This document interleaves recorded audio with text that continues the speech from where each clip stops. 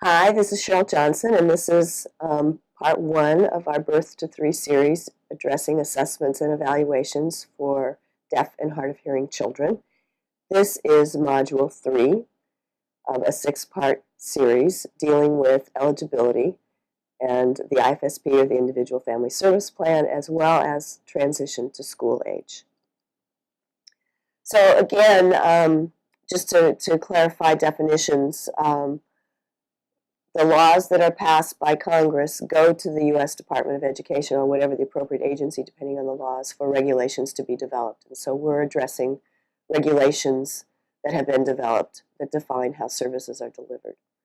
Part C, or Birth to Three eligibility, begins with the evaluation of the child and then follows with assessment of the child and family. So the evaluation is for eligibility. The evaluation must be multidisciplinary, so it has to involve all facets of your child's development, not just focusing on the audiogram or the hearing loss or the speech and language of your child.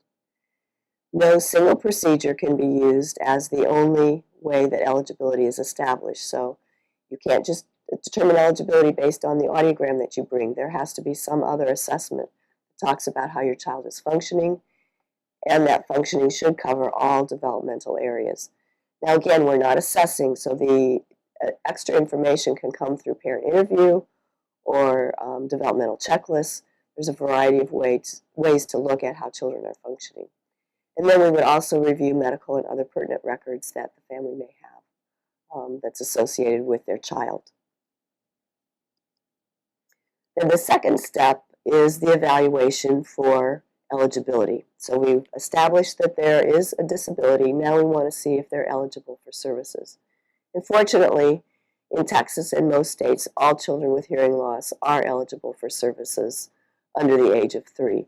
The services may vary depending on the needs of the student or the child, but they would get some kind of support. So again, the definition is that we have a child who needs early intervention, either because they have a developmental delay or they have a diagnosed condition that has a high probability of resulting in a developmental delay. And this is where sensory impairments come in. Obviously, when our babies are born and the hearing loss is diagnosed, there's not sufficient developmental time to evidence a delay. But we know that for most of our babies with hearing loss that there will be some delays that result from that hearing loss without intervention that's appropriate. Some states also have an at-risk category for infants and toddlers, where they can serve infants or support infants if they're not meeting the eligibility definition. But again, I think in Texas, most of your students, most of your babies and toddlers are going to be eligible on some level. Assessment, then, is the in-depth assessments that are done that are going to actually determine what kinds of services your child and you as a family receive. So here we're evaluating the child and we're evaluating the family. All the assessments have to be conducted by qualified personnel. The purpose is to identify the child's strengths and their needs so that we can develop early intervention services that will meet their needs.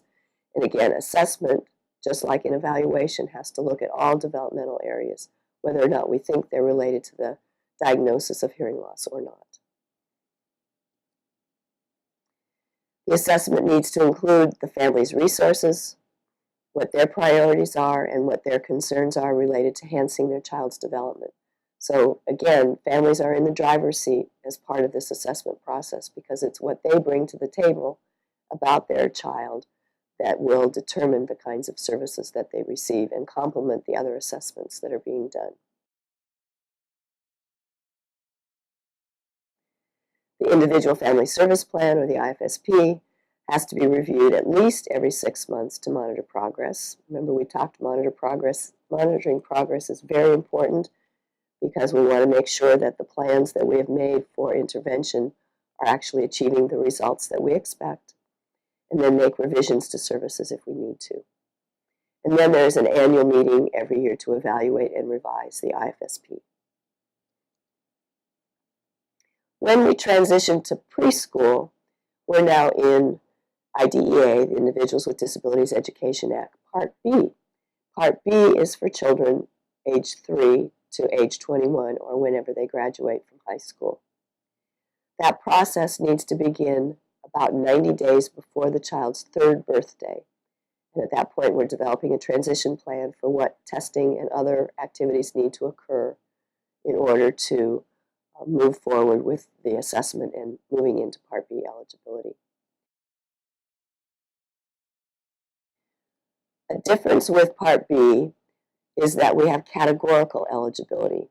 In Part C, you're eligible based on having a developmental delay or having a condition known to cause a developmental delay. In Part B, you have to meet the definitions of one of 13 categories.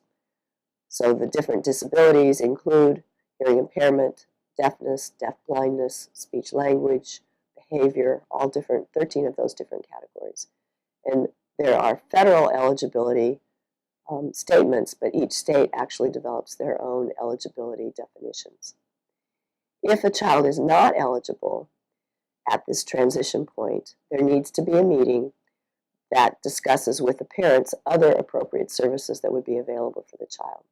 So one of the areas that we struggle with is many of our children who leave Part C, the early intervention program, are at age-appropriate developmental markers, and so they're not necessarily eligible under Part B services.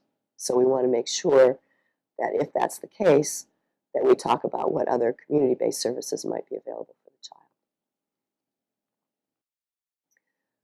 A big difference between Part B and Part C is that you have to demonstrate adverse educational effect. So it's not just having the disability, but in order to be eligible, there has to be some educational implications of that child's disability. They also must require special education services and related services in order to address those needs. In addition, there is a new set of procedural safeguards for parents under Part B that are slightly different than Part C. And those procedural safeguards are very important as they outline specific guidelines that schools must meet in terms of timelines, appropriate assessment, who's involved in the assessment, in order to do the transition for Part B.